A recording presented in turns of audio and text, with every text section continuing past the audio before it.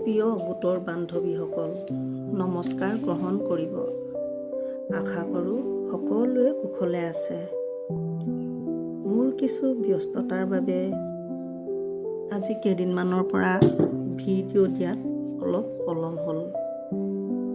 তাৰ বাবে আপোনালোকে বেয়া নাপাব। আজি ভিডিঅ'ত V.O. এটাই গোট এটাৰ লেনদেনৰ ভাল বুলি বেংক ঋণৰ বাবে আবেদনখন কিদৰে লিখিব তাৰে এটা আভাস দিবলৈ ওলাইছোঁ।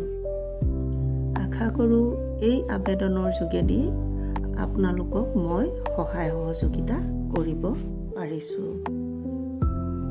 এতিয়া আহোঁ ভিডিঅ'টোৰ মাজলৈ। আবেদনখন কিদৰে লিখিব লাগিব তাৰে মই আপোনালোকক জনাবলৈ লৈছোঁ। আবেদনখন প্ৰথমতে আপোনালোকে অতি মাননীয় লিখি ইয়াত নিজৰ বেংকৰ নামটো দিব আৰু ইয়াত শাখাৰ নামটো দিব। শাখা নামটো দি অতি মাননীয় বেংক আমুক শাখা পৰিচালক মহোদয় সমীপেক্ষক। ইয়াত বেংকটো লিখিবলৈ থাকি গ'ল। প্ৰথমে আবেদনখন আৰম্ভ কৰিব এইদৰে। অতি মাননীয়, ইয়াত আপোনালোকৰ বেংক V.O. বা গোটটো যিটো বেংকত আছে বেংকৰ নামটো দিব। বেংক ইয়াত শাখাৰ নামটো দিব। শাখা পৰিচালক মহোদয় সমীপেক্ষক, ইয়াত তাৰিখটো দিব। বিষয় লিখিব আপোনালোকৰ গ্ৰাম্য সংগঠনটো বা V.O.টোৰ নামটো ইয়াত দিব। গ্ৰাম্য সংগঠনৰ অন্তৰ্ভুক্ত ইয়াত গোটৰ নামটো দিব। গোটৰ লেনদেনৰ সন্দৰ্ভত আবেদন। তাৰ পাছত আপোনালোকে আবেদনখন লিখিব এইদৰে। মহোদয় লিখিব।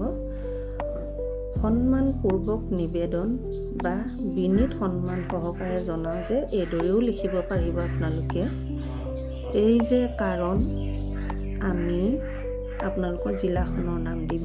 জিলাৰ আপোনালোকৰ মৌজাটোৰ নাম ইয়াত লিখিব। মৌজাৰ ইয়াত উন্নয়ন খণ্ড মানে কোনটো উন্নয়ন খণ্ডৰ অন্তৰ্গত সেইটো দিব। বোলে উন্নয়ন খণ্ডৰ অন্তৰ্গত ইয়াত পঞ্চায়তৰ নামটো দিব। ইয়াত অব্লিক যিটো দিছোঁ আপোনালোকৰ পঞ্চায়তৰ নামটো দিব। পঞ্চায়তৰ অন্তৰ্গত ইয়াত গাঁওখনৰ নামটো দিব। গাঁৱৰ ইয়াত গ্ৰাম্য সংগঠনৰ নামটো লিখিব। গ্ৰাম্য সংগঠনৰ মহিলা। মহোদয়ৰ জ্ঞাতাৰ্থে জনাওঁ যে আমাৰ ইয়াত গ্ৰাম্য সংগঠনৰ নামটো দিব। গ্ৰাম্য সংগঠনৰ ইয়াত গোটৰ নামটো দিব। গোটৰ সঞ্চয় একাউণ্ট নং ইয়াত বেংকৰ তেওঁলোকৰ সঞ্চয় একাউণ্ট নম্বৰটো দিব। সঞ্চয় একাউণ্টটো দিয়াৰ পিছত লিখিব যে লেনদেন যথেষ্ট ভাল। এই গোটৰ মহিলাই সময়মতে সঞ্চয় ঋণৰ কিস্তি পৰিশোধ কৰি আহিছে। উক্ত গোটে ব্যৱসায়ৰ বাবে মই ইয়াত ব্যৱসায় দিছোঁ। গোটটোৱে কিহৰ কাৰণে লয় ঋণটো ল'ব সেইটো ইয়াত উল্লেখ কৰিব। মই ব্যৱসায় বুলিয়ে দেখাইছোঁ। ব্যৱসায়ৰ বাবে মহোদয়ৰ শাখাৰ পৰা ASRLMৰ যোগেদি এটা কিমান টকা ঋণ ল'ব ইয়াত উল্লেখ কৰি ইয়াত লিখি দিব। ঋণ আবেদন কৰিছে। গতিকে মহোদয়ে ইয়াতে গোটৰ নামটো লিখি দিব। গোটৰ ঋণ মঞ্জুৰ কৰি গোটটোক ব্যৱসায়ৰ দিশত স্বাৱলম্বী হ'বলৈ উপকৃত কৰে যেন। উক্ত গোটে বেংক ঋণৰ কিস্তি সময়মতে পৰিশোধ কৰাৰ ক্ষেত্ৰত আমাৰ গ্ৰাম্য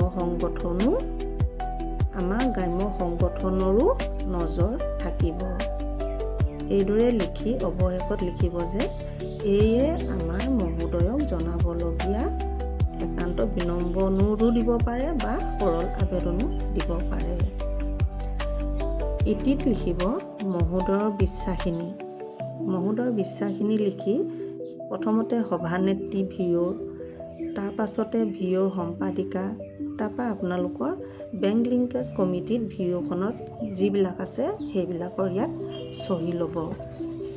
চহী লৈ একেবাৰে শেষত ষ্টাম্প মাৰিব। ইয়াতে ষ্টাম্পটো মাৰি V.O. সভানেত্ৰীয়ে চহী কৰিব। এইফালে সম্পাদিকা ষ্টাম্পটো মাৰি ইয়াত সম্পাদিকা চহী কৰিব। আজিলৈ ইমানেই। পিছলৈ আন এটা ভিডিঅ'ৰ সৈতে পুনৰ লগ পোৱাৰ প্ৰতিশ্ৰুতিৰে আজিলৈ আহোঁ। ধন্যবাদ।